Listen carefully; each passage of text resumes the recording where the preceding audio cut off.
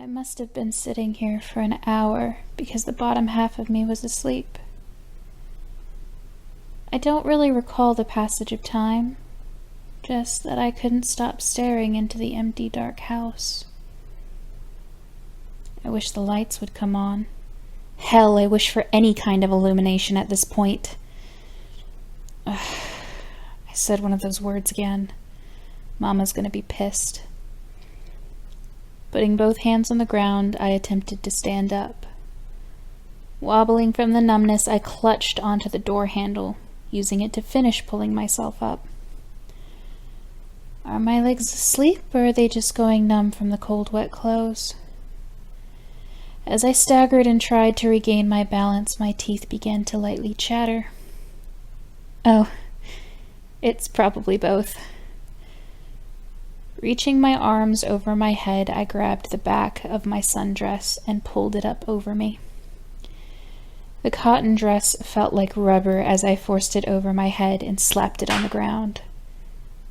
I need that warm bath now.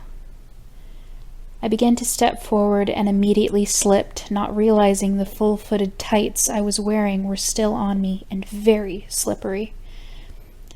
Throwing my hands down to catch myself, I fell against the ground, feeling a sharp pain run through my hand. Laying on my side, I looked at the still fresh wound. The only thing I could think to myself is, how many times can a girl fall in one day? Shaking my head, I reached down to remove the tights. Like a snake shedding the skin of the past, I peeled the leggings from me and threw them across the entrance of the home, hitting the hat rack nestled in the corner.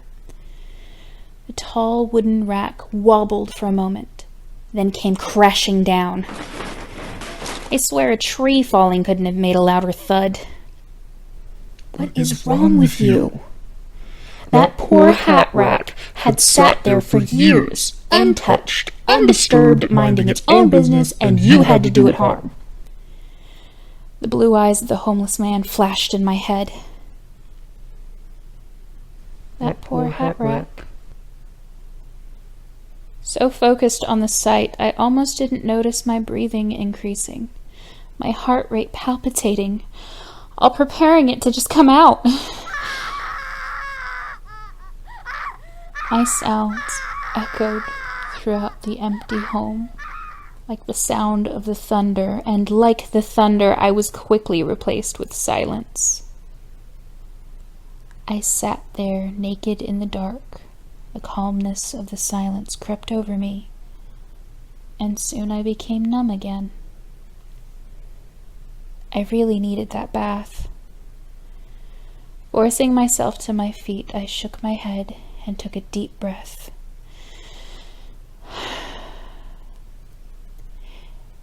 Beginning to walk inside, I thought to myself, the water heater doesn't run on electricity. I can definitely take a warm bath.